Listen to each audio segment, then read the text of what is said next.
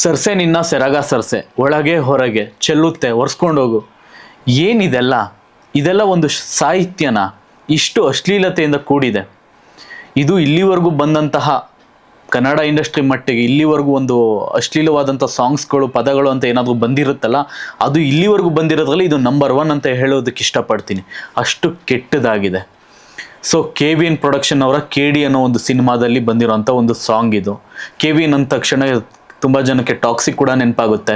ಇಲ್ಲೇನೋ ಡೌಟ್ ಹೊಡಿತಾ ಇರೋದೇನಂತಂದ್ರೆ ಈ KVN ಪ್ರೊಡಕ್ಷನ್ ಅವ್ರದ್ದೇ ಡೌಟ್ ಬರ್ತಾ ಇರೋವಂಥದ್ದು. ಯಾಕಂದರೆ ಇಲ್ಲಿ ಲಿರಿಕ್ಸ್ ಬರೆದವರು, ಡೈರೆಕ್ಟರ್ಗಳು ಇವರೆಲ್ಲ ಮ್ಯಾಟ್ರ್ ಆಗಲ್ಲ. ಕೊನೆಗೆ end of the day approve ಮಾಡೋದು ಯಾರು? Production house. ಸೊ ಸಾಮಾನ್ಯವಾಗಿ ನಾನು ನೋಡ್ತಾ ಇರ್ತೀನಿ, ಜಾಸ್ತಿ ಸಾಹಿತ್ಯ ಬರೆದಂಥವ್ರಿಗೂ ಬೈತಾ ಇದ್ದಾರೆ, ಮ್ಯೂಸಿಕ್ ಮಾಡಿದವ್ರಿಗೆ, ಇಲ್ಲ ಆರ್ಟಿಸ್ಟ್ಗಳಿಗೂ ಬೈತಾ ಇದ್ದಾರೆ, ಸಿನಿಮಾದಲ್ಲಿ ಆ್ಯಕ್ಟ್ ಮಾಡಿರೋರಿಗೆ ಮತ್ತು ಡೈರೆಕ್ಟ್ರುಗಳಿಗೆ. ಸೊ ಇವರೆಲ್ರಿಗಿನ್ನ ತುಂಬಾ ಬೈಬೇಕಾಗಿರೋಂಥದ್ದು KVN ಪ್ರೊಡಕ್ಷನ್ ಅವ್ರಿಗೆ. ಯಾಕಂದರೆ ಇವರು 2 ಸಿನಿಮಾದಲ್ಲೂ ಇದೇ ರೀತಿ ಒಂದು ಗಿಮ್ಮಿಕ್ನ ಯೂಸ್ ಮಾಡಿದ್ದಾರೆ, ಕಾಂಟ್ರವರ್ಸಿ ಕ್ರಿಯೇಟ್ ಮಾಡೋ ರೀತಿ.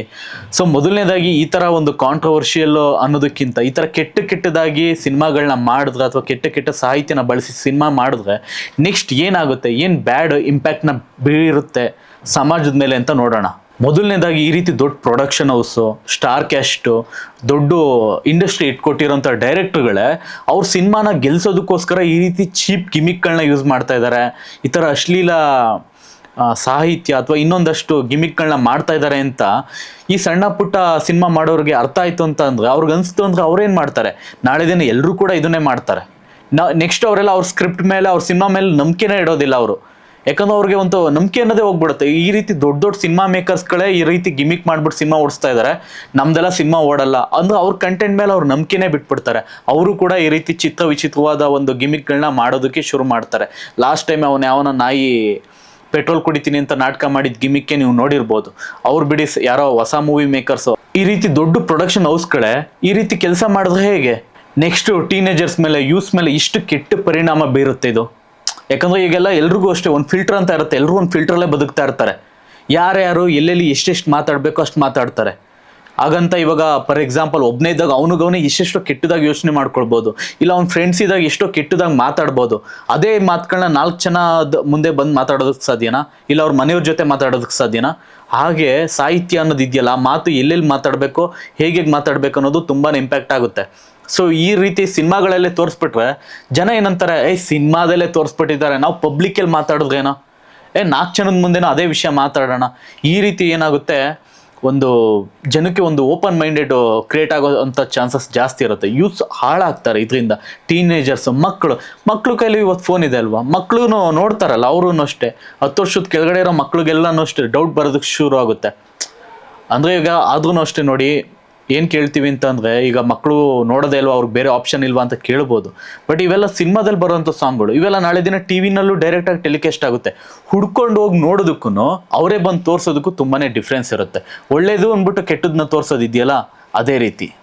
ಈಗಾಗಲೇ ನಮ್ಮ ಸಮಾಜದಲ್ಲಿ ಮೊದಲಿಂದನೂ ಅಷ್ಟೇ ಹೆಣ್ಣನ್ನ ಕೀಳಾಗಿ ನಡ್ಸ್ಕೊಂಡು ಬಂದಿರೋದೇ ಹೆಚ್ಚು. ಈಗ ಇನ್ನೇನು ಬರ್ತಾ ಈಗೊಂದು ಸ್ವಲ್ಪ ವರ್ಷಗಳಿಂದ ಅದೆಲ್ಲ ಸೈಡ್ಗೆ ಹೋಗ್ತಾ ಇದೆ, ಅದನ್ನೆಲ್ಲ ಮರೀತಾ ಇದ್ದಾರೆ. ಹೆಣ್ಣಿಗೂ ಈಗ ಒಂದು ಬೆಲೆ ಅನ್ನೋದು ಸಿಗ್ತಾ ಇದೆ ಅನ್ನೋ ಒಂದು ಸಿಚುವೇಶನಲ್ಲಿ ಈ ರೀತಿ ಹೆಣ್ಣನ್ನ ಒಂದು ಐಟಮ್ ಅನ್ನೋ ರೀತಿ ಇವರು ಶೋಕೇಸ್ ಮಾಡ್ತಾ ಹೋದ್ರೆ ಹೆಣ್ಣಿಗೆ ಯಾರು ಬೆಲೆ ಕೊಡ್ತಾರೆ? ಈಗ ನಾವು ಸೋಷಿಯಲ್ ಮೀಡಿಯಾದಲ್ಲೇ ನೋಡ್ಬೋದು, ಹುಡುಗಿರ್ಗೆ ಮರ್ಯಾದೆನೇ ಕೊಡಲ್ಲ. ಕೆಟ್ಟ ಹುಡುಗಿರು ಅಂತಲ್ಲ, ಒಳ್ಳೆ ಹುಡುಗಿರ್ಗೂ ಸಹ ಮರ್ಯಾದೆ ಕೊಡಲ್ಲ. ಒಳ್ಳೆ ಹುಡುಗಿರ್ಗೂ ಕೂಡ ಕೆಟ್ಟದಾಗಿ ಮಾತಾಡ್ತಾರೆ. ಯಾಕಂತ ಅಂದರೆ ಹೆಣ್ಣನ್ನ ಒಂದು ಐಟಮ್ ಅನ್ನೋ ರೀತಿ ಸಿನಿಮಾಗಳಲ್ಲಿ ತೋರಿಸ್ಬಿಟ್ಟಿದ್ದಾರೆ, ಪೋರ್ಟ್ರೇ ಮಾಡಿದ್ದಾರೆ. ಅದೇ ರೀತಿ ಮೊದಲೆಲ್ಲ ಹೆಣ್ಣನ್ನು ಇಟ್ಕೊಂಡು ಅವರ ಒಂದು ಓರಿಯೆಂಟೆಡ್ ಆಗಿ ಇಷ್ಟು ಮೂವೀಸ್ಗಳು ಬರ್ತಾ ಇತ್ತು. ಇವತ್ತಿಗೆ ಏನಾಗಿದೆ, ಮೊದಲೆಲ್ಲ ಹೆಣ್ಣನ್ನ ಒಂದು ಪಾತ್ರ ಆಗಿ ನೋಡ್ತಾ ಇದ್ರು ಸಿನಿಮಾದಲ್ಲಿ, ಇವಾಗ ಒಂದು ಐಟಮ್ ಆಗಿ ತೋರಿಸ್ತಾ ಇದ್ದಾರೆ. ಇದೇ ರೀತಿ ಆಗ್ತಾ ಹೋಗ್ತಾ ಇದ್ರೆ ಹೆಣ್ಣಿಗೆ ಅಂತಲ್ಲ, ನಾಳೆ ದಿನ ಗಂಡಿಗೂ ಮರ್ಯಾದೆ ಇಲ್ಲ, ಹೆಣ್ಣಿಗೂ ಮರ್ಯಾದೆ ಇಲ್ಲ.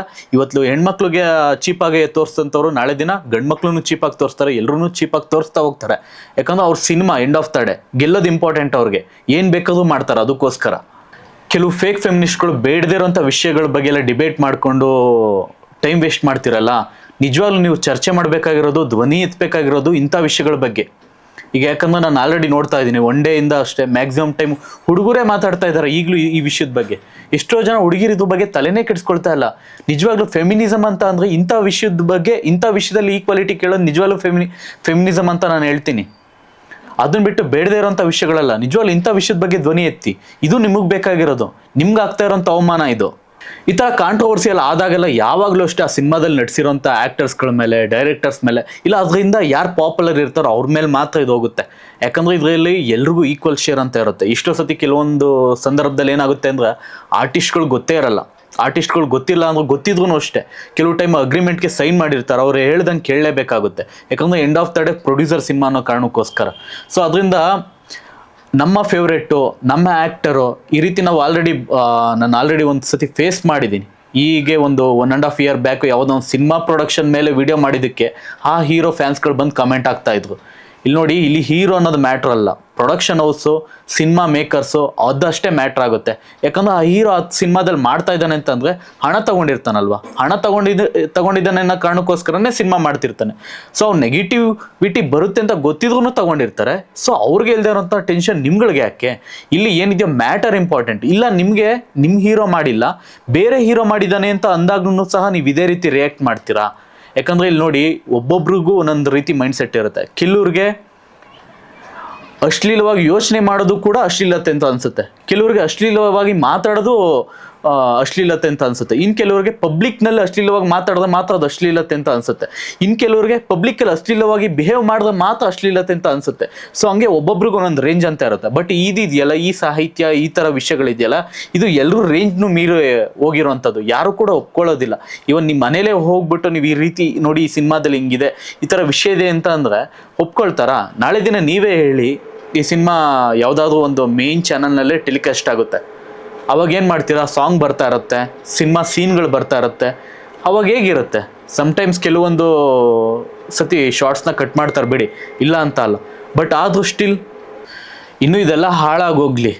ಇದಕ್ಕಿಂತ ಕೆಟ್ಟ ವಿಷಯ ಏನು ಅಂತಂದರೆ, ಈ ಒಂದು ಸಿನಿಮಾ, ಈ ರೀತಿ ಒಂದು ಸಾಹಿತ್ಯದಿಂದ ಬೇರೆ ಇಂಡಸ್ಟ್ರಿಗಳು ನಮ್ಮನ್ನು ನೋಡಿ ಆಡ್ಕೊಳ್ಳೋ ರೀತಿ ಆಗಿದೆ, ಟ್ರೋಲ್ ಆಗ್ತಾ ಇದೆ. ಸಾಂಗ್ ರಿಲೀಸ್ ಆಗಿ ಪ್ಯಾನ್ ಇಂಡಿಯಾ ಲೆವೆಲಲ್ಲಿ ಏನೋ ಮಾಡುತ್ತೆ ಅಂತ ಅಂದರೆ ಹಿಂದಿಲಿ ಟ್ರೋಲ್ ಮಾಡ್ತಾ ಇದ್ದಾರೆ, ತೆಲುಗು ಟ್ರೋಲ್ ಮಾಡ್ತಾ ಇದ್ದಾರೆ, ತಮಿಳಲ್ಲಿ ಟ್ರೋಲ್ ಮಾಡ್ತಿದ್ದಾರೆ, ಮಲಯಾಳಂ, ಆಲ್ ಓವರ್ ಇಂಡಿಯಾದಲ್ಲಿ ನಡೀತಾ ಇದೆ. ಸಮ್ಟೈಮ್ಸ್ ಇದು ಸ್ವಲ್ಪ ಆಚೆ ಹೋಯ್ತು ಅಂದರೆ ಇಂಟರ್ನ್ಯಾಷನಲ್ ಲೆವೆಲಲ್ಲೂ ಕೂಡ ಹರಾಜಾಗುತ್ತೆ.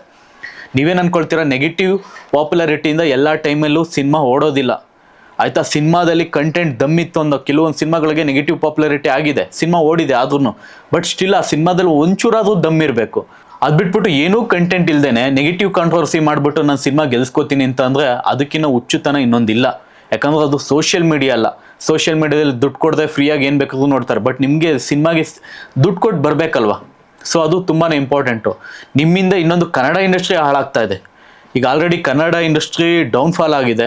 ಸೊ ಇನ್ನು ಕೆಲವ್ರು ಕೇಳ್ಬೋದು, ತೆಲುಗು ಮೂವೀಸಲ್ಲೂ ಮಾಡಿದಾರಲ್ಲ, ಪುಷ್ಪದಲ್ಲೆಲ್ಲ ಬಂದಿದೆ ಯಾವುದೋ ಫೀಲಿಂಗ್ ಸಾಂಗ್ಸು, ಹೂ ಅಂತೀಯ, ಅದು ಕೂಡ ತುಂಬಾ ಹೆವಿ ವಲ್ಗರು. ಬಟ್ ಅದು ಸಿನಿಮಾ ಹೆಂಗೆಂಗೋ ಆಯಿತು. ಈಗ ನೋಡಿ, ಆ ಸಿನಿಮಾನೇ ಇಂಥವ್ರಿಗೆಲ್ಲ ಇನ್ಸ್ಪೈರ್ ಆಗಿರೋದು. ಒಂದು ಕೆಟ್ಟ ವಿಷಯ ಎಲ್ಲಾದರೂ ಗೆಲ್ತು ಅಂತ ಅಂದರೆ ಅದನ್ನು ತುಂಬ ಜನ ಫಾಲೋ ಮಾಡ್ತಾರೆ ಅನ್ನೋದಕ್ಕೆ ಇದೊಂದು ರೀಸನ್.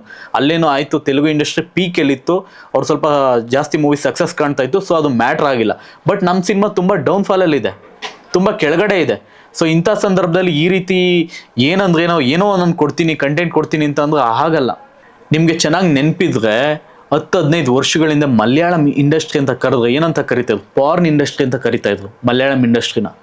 ಬಟ್ ಇವಾಗ ಮಲಯಾಳಂ ಇಂಡಸ್ಟ್ರಿ ಅಂತ ಅಂದರೆ ಬೆಸ್ಟು, ಇಂಡಿಯಾದಲ್ಲೇ ಬೆಸ್ಟ್ ಮೂವೀಸ್ನ ಪ್ರೊಡ್ಯೂಸ್ ಮಾಡ್ತಾ ಇರೋದ್ರಲ್ಲಿ ರೈಟ್ ನಾವು ಮಲಯಾಳಂ ಇಂಡಸ್ಟ್ರಿ ಅಂತ ಹೇಳ್ತಾ ಇದ್ದಾರೆ. ಯಾಕಂದ್ರೆ ಅವರು ಒಂದು ಎಫರ್ಟ್ ಚೇಂಜಸ್ ಮಾಡ್ಕೊಂಡು ಒಳ್ಳೆ ಮೂವೀಸ್ ಕೊಡೋದಕ್ಕೆ ಶುರು ಮಾಡಿದ್ರು. ಕೆಲವರೆಲ್ಲ ಹೇಳ್ತಾರೆ ನಮ್ಮ ಇಂಡಸ್ಟ್ರಿನಲ್ಲಿ ಒಂದು ದೊಡ್ಡ ಮೂವಿ ಬರ್ತಾ ಇದೆ 1000 ಕೋಟಿ ಮಾಡ್ತು.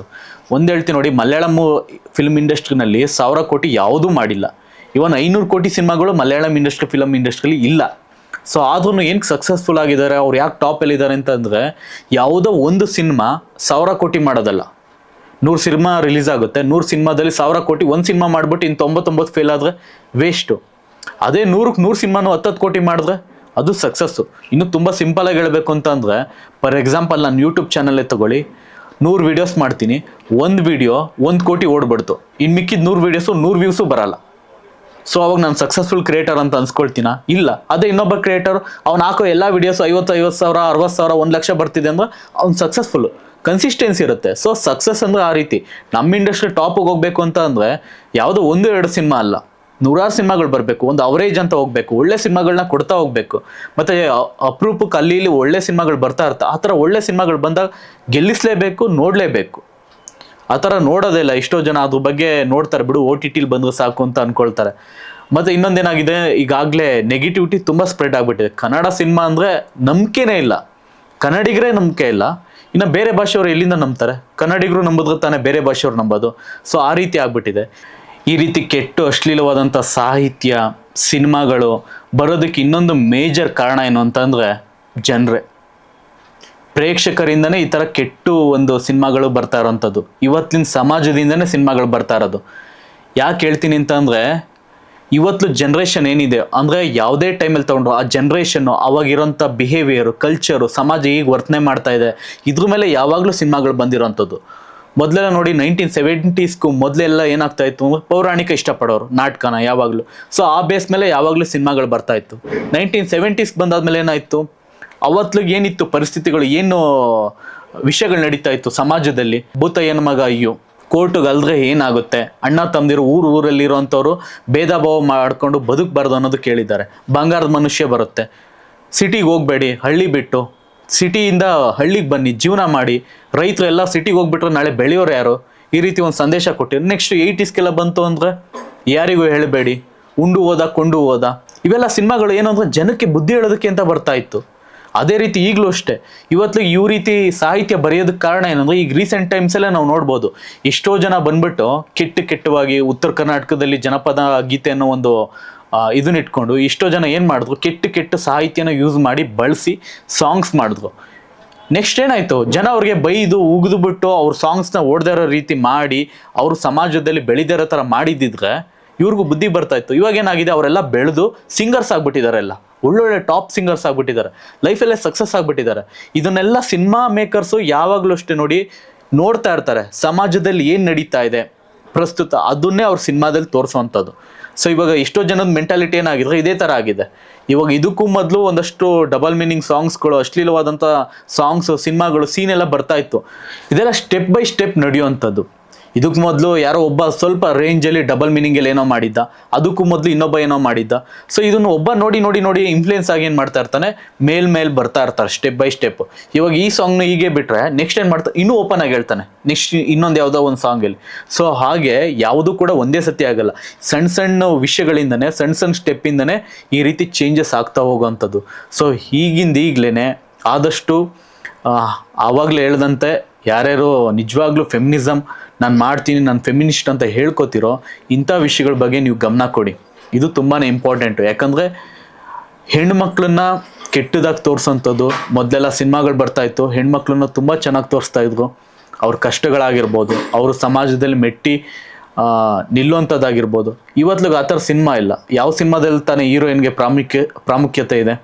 ನೀವು ಯಾವುದೇ ಸಿನಿಮಾದಲ್ಲಿ ತೊಗೊಂಡೋದ್ರು ಈ ಹೀರೋಯಿನ್ ಬದಲು ಇನ್ನೊಂದು ಹೀರೋಯಿನ್ ಇದ್ದಿದ್ರು ಏನೂ ಚೇಂಜಸ್ ಆಗ್ತಾ ಇಲ್ಲ. ಎಷ್ಟೋ ಸಿನಿಮಾಗಳಲ್ಲಿ ಇವತ್ತಿಗೂ ಅಷ್ಟೇ 40-50+ ಆಗಿರುವಂಥ ಏಜ್ಡ್ ಹೀರೋಗಳು ಮಾಡ್ತಾ ಇರ್ತಾರೆ ಸಿನಿಮಾದಲ್ಲಿ. ಆ ಸಿನಿಮಾಗಳಲ್ಲಿ ಹೀರೋಯಿನ್ಗೆ ಅವಶ್ಯಕತೆನೇ ಇಲ್ಲ. ಸುಮ್ಮನೆ ಇರಬೇಕು ಅನ್ನೋ ಕಾರಣಕ್ಕೋಸ್ಕರ ಒಂದು ಗ್ಲಾಮರಸ್ ಆಗಿ ಒಂದು ತೋರಿಸೋ ರೀತಿ. ಸೊ ಅವಾಗೇನಾಗುತ್ತೆ, ಆಟೋಮೆಟಿಕ್ಲಿ ಈ ಜನ್ರೇಷನ್ ನೋಡ್ತಾ ಇರ್ತಾರೆ, ಹೆಣ್ಮಕ್ಳು ನಾವು ಇದೇ ರೀತಿ ಟ್ರೀಟ್ ಮಾಡಬೇಕು.